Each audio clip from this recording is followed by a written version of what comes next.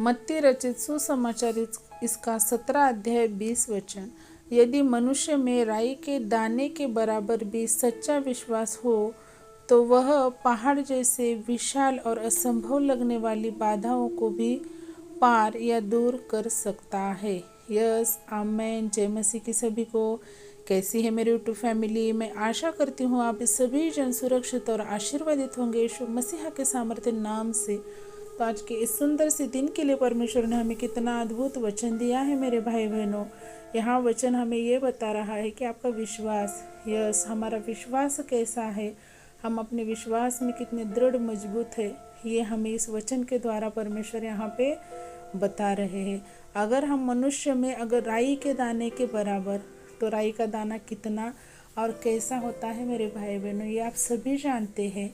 और लेडीज़ लोग तो हर दिन उसका इस्तेमाल अपने किचन में या कुकिंग में करते ही है।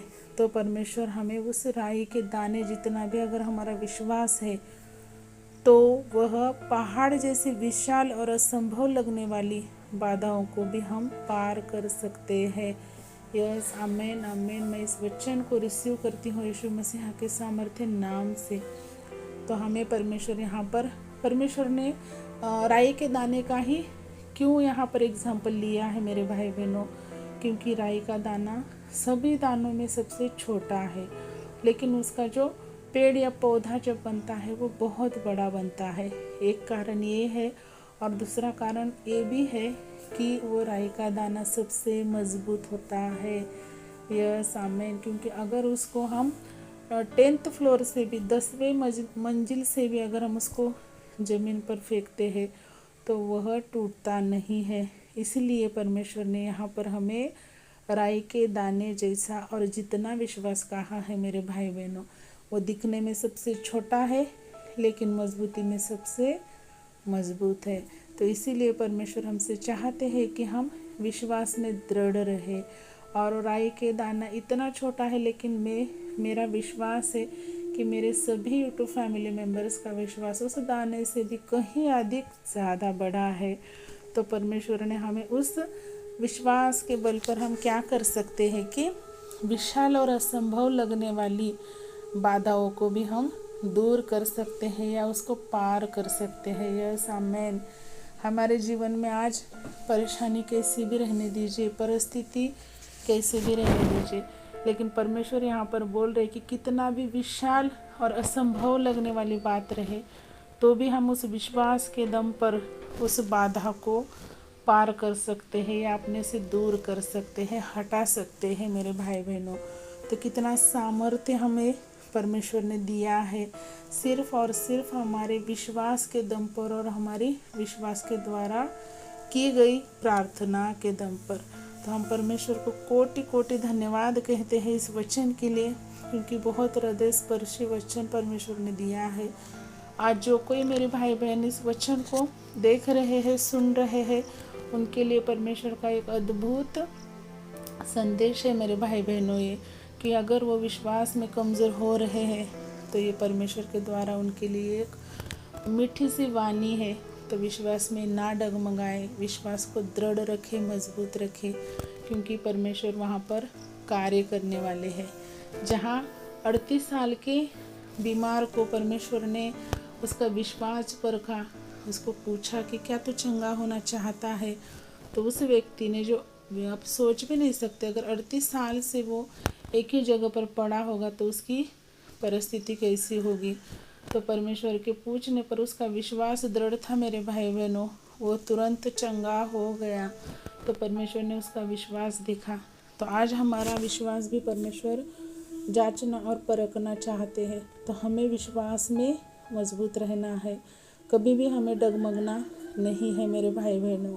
हमेशा अपना विश्वास बुलंद रखिए, क्योंकि समस्या बड़ी नहीं है, परिस्थिति बड़ी नहीं है। हमारा परमेश्वर हमारा उद्धार करता और हमारा निर्माण करता सर्व सामर्थ्य यीशु मसीहा और यहोवा पिता सबसे बड़े हैं। तो हमें हरदम उनका ध्यान रखना है और अपना विश्वास हर दिन हमें बढ़ाना है। विश्वास के दम पर हम असंभव बातों को भी हम संभव कर सकते हैं। तो ये परिस्थिति तो कुछ भी नहीं है। मेरा विश्वास है इस वचन द्वारा जैसे मैं ब्लेस हुई हूँ वैसे आप सभी हुए होंगे। तो आइए हम छोटी सी प्रार्थना करते हैं। हालेलुया हालेलुया, धन्यवाद धन्यवाद। आकाश पृथ्वी के निर्माण करता बापा, हम यीशु मसीहा के सामर्थ्य नाम से आपके चरणों में आते हैं मेरे राजा। यह सभा इस दिन के लिए, इस वचन के लिए और इस जीवन के लिए मैं आपको कोटि कोटि धन्यवाद देती हूँ। कितना अद्भुत वचन दिया है मेरे राजा आपने।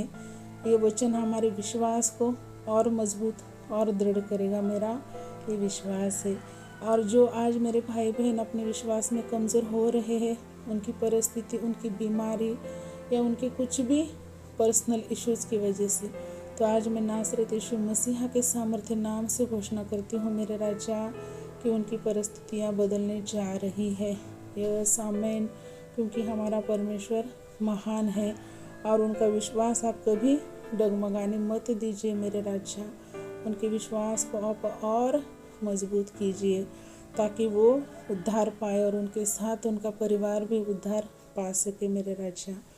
और जो आज डगमगा रहे हैं, कमज़ोर है विश्वास में, मैं उनके लिए भी प्रार्थना करना चाहूँगी मेरे राजा।